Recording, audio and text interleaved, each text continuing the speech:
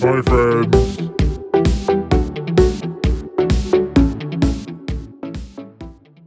Hi school friends! Welcome back to another Miss Hannah And Paul. assembly. So it's the summer term, which means it's beach time, it's fun, it's sunshine. Or maybe not. I was going to film assembly at the beach, but well, it rained. But it's okay because I've got bunting, and bunting makes everything feel better.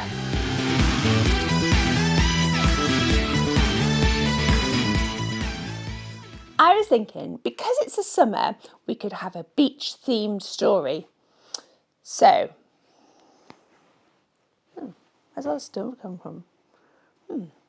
Somewhere around here is my Bible, which I was going to tell you a story from. Can you find it? Well, hopefully you found it for me. But before I tell you a story, we're going to play a game. I've got a couple of pictures of beach-like items, and I was taking some arty photographs of them, and now I can't work out what I took pictures of. I wonder if you can work it out. What are they? Here is the first one.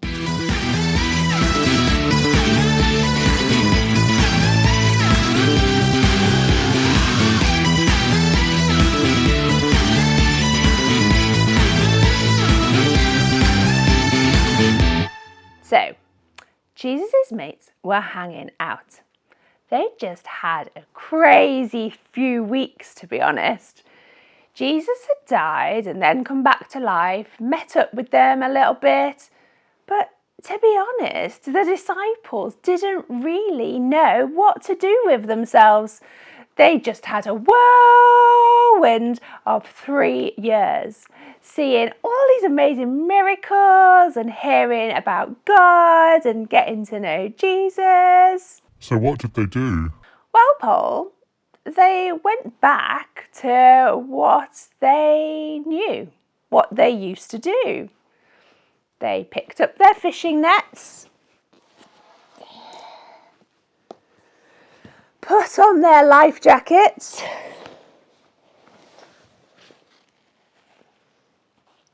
and headed out to sea to go fishing.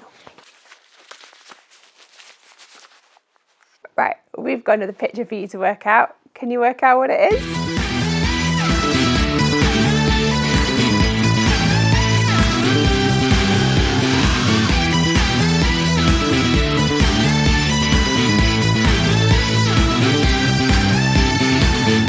So these disciples, these friends of Jesus, they used to be professional fishermen.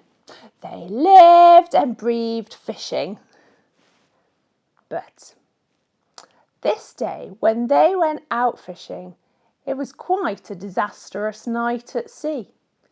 You see, they fished all night and caught no fish. 0, zilch. No fish. They seem to have lost their fishing skills. They do, Paul. Anyway, as they were heading back to shore, they saw this dude on the beach and he was saying, "Hey, put your nets out on the other side of the boat." This was a really odd thing to say. Put your nets over the other side of the boat. I mean, what difference is that going to make? I mean, why would there be any fish on that side but not that side of the boat? It's the same sea, right? Yeah. So it makes no sense. They probably also were like, Hey dude, the sun is coming up and the fish don't really like the sun. They like to go and hide at the bottom of the sea where it's a lot cooler.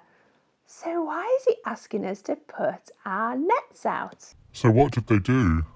Well, I imagine they thought, not sure about this dude, but well, what have we got to lose? So they did. And? Well, I'll tell you after the pitch game.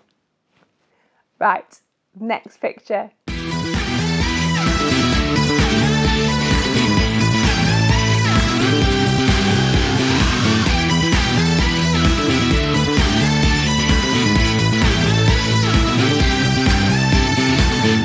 So, the disciples, they threw the net over the other side of the boat. And, oh my goodness, so many fish! And not just small ones. The Bible actually says they were big fish. And how many do you think there were? How many? Okay, pick a number between 0 and 153. Can you guess too? And the answer? 153 big fish. Their boat was laden, but interestingly, their nets weren't splitting, which was strange. And, well, basically, the disciples were a little bit puzzled by what was going on. Hasn't something similar to this happened before? You're right, Paul. I wonder if you can work out who the man on the beach was. The disciples had what was like a light bulb moment. Bing! It's Jesus! So they made their way back to shore. But before we hear about the next bit, we've got another picture game.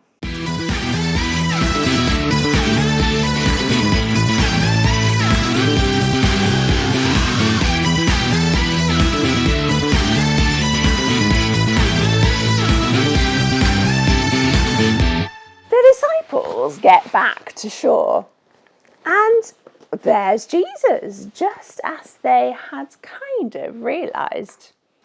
Now, Jesus has a barbecue going, and it already has some fish on it. Whoops.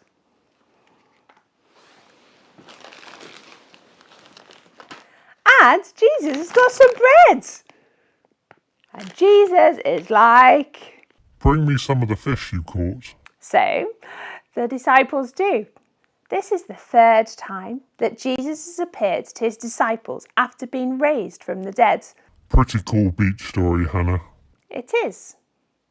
And where this story is written in the Bible, there's a bit more further along, and it says, if you tried to write down all of the cool things and amazing stories of Jesus and his time on earth, there would not be enough books to contain it all. So, what can we think about with this story, Hannah? Not long after this story, Jesus went back to heaven. He literally floats off on a cloud. And as he does, he says a few things. And one of them is, I am with you. But he's just leaving. Yeah, I know, it's a bit confusing, right? But Christians believe that even though Jesus can't be seen, he is with us. And he's with us because he cares for us. And he wants us to keep understanding more about him and how much God loves the world. We're going to have a moment of thinking time. Perhaps you just want to watch the picture of the beach that'll appear on the screen. Or maybe you want to think about the story we've just had from the Bible. Or maybe you want to talk to God in your head. After a few seconds, I'm going to talk to God and simply say, thank you for our story. Help us remember that God cares for us and to ask him to keep us safe.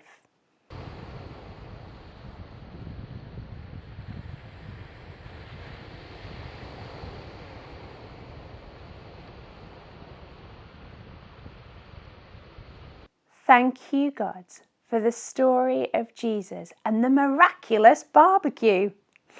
Help us remember that these stories in the Bible are your way of saying to us that you care for us.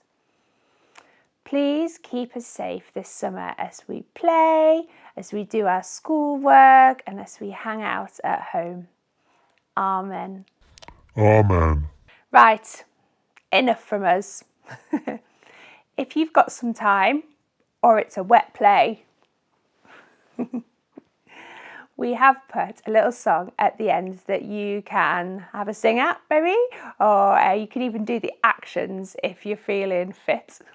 Happy summertime, and we hope you have lots of fun and stay safe, and we'll see you soon.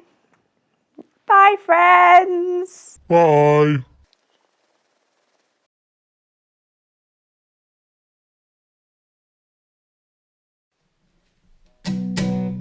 Let's sing My Lighthouse.